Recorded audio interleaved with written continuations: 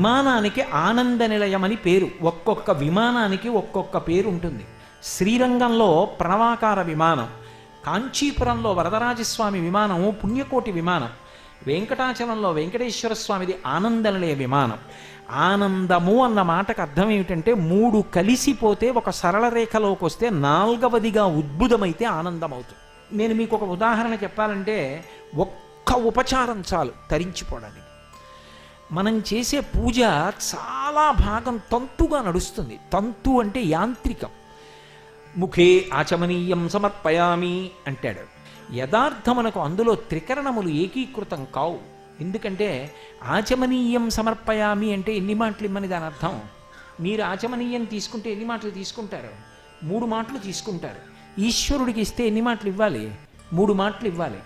మీరు ఆచమనీయం ఇద్దాము అని చెప్పి ఉద్ధరిణితో ఇలా నీళ్లు తీశారనుకోండి, ఓం కేశవాయ స్వాహ అను, లేకపోతే శుద్ధాచమనీయం సమర్పయామి అన్నారు. అనేటప్పటికి ఆయన ఇలా చెయ్యి చాపాలా? ఆయన ఇలా చెయ్యి చాపాలి అంటే ఆయన చెయ్యి కదిపితే ఎలా ఉంటుందో చెప్పారు. దర్శనం చేసినటువంటి మహానుభావుడు అక్రూరుడు చెప్పాడు, కదలిన బాహు పద క్రమంబున రవముసూపిడి నూపు రములవాణి అన్నాడు.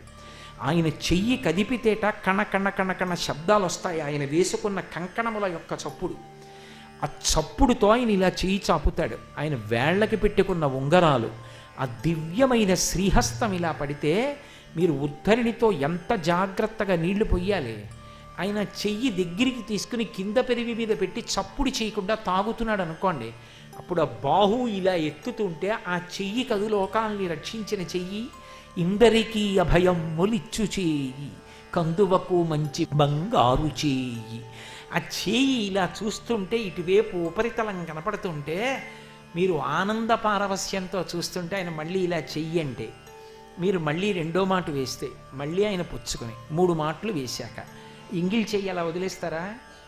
4వ మాట మంత్రం లేకుండా నీళ్లు పోస్తే ఆయన ఇలా అన్నాడు అనుకోండి, ఆ తడి చేతులు అలా వదిలేస్తారా? స్వామి రా మీ చెయ్యి తుడుస్తానని ఉత్తరీయం ఇలా పట్టుకుని మీ ఎడం చేత్తో ఆయన చెయ్యి పట్టుకుంటే మెత్తటి ఆయన చెయ్యి మీ చేతిలో పెట్టాడనుకోండి, ఆ అరిచెయ్యి మీరు ఇలా ఆయనది తుడిచారనుకోండి, ఆయన చెయ్యి వేళ్ళు ఉంగరాలు తుడుస్తున్నారనుకోండి, అలా అమ్మవారికి ఆచమనీయం ఇచ్చారనుకోండి, మీకు నిజంగా ఎంత ఆనందం లోపల నుంచి ఉద్భుతమైపోయి తర్వాత చెప్పవలసినటువంటి ఉపచారం గుర్తుకొస్తుందా? వెంటనే రాదు. కాసేపు మీరు అలా తన్మయావస్థలో ఉండిపోతారు. అలా ఉద్భుతమైతే ఆనందం అంట. వాచికం అంటే ఆచమనీయం సమర్పయామి నోటితో అనాలి, కాయికం ఉద్ధరిణితో నీళ్లు పొయ్యాలి, మానసికం ఆయన చెయ్యి కనపడాలి. తమలపాకు తీసి ఇలా అంటే ఎలా అయింది ఆచమనీయం? అది ఎలా పూజ అయింది అంటే తొంత అయింది. అప్పుడు అంటే అది నోటితో అంటున్నాడు, మిగిలిన 2 లేవు. అది ఈశ్వరుడు తీసుకోనని చెప్పాడు. పత్రం పుష్పం ఫలం తోయం యోమే భక్త్యా ప్రయచ్చతి. ఆ భక్తితో 3 ఏకీకృతమైతే పుచ్చుకుంటా.